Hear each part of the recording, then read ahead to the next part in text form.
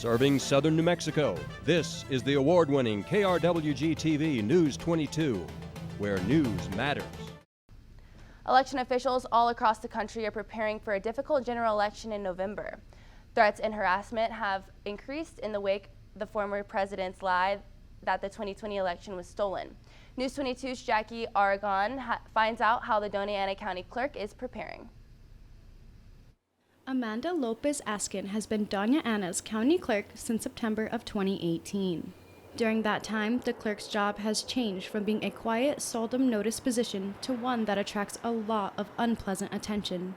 People who are going to harass in general are very extreme, and so it's folks that when there's answers to their questions, they are not satisfied or don't believe me, don't have faith in the system, and no matter what I say or do, that will deter them, and so then they sometimes take to harassment.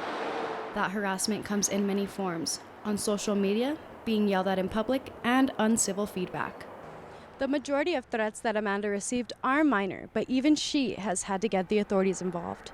I've had a couple of death threats that I've had to report to the FBI, but the harassment is something that, with the advent of social media, has really heightened the hostility. The FBI has set up a special task force to respond to the harassment of the election officials.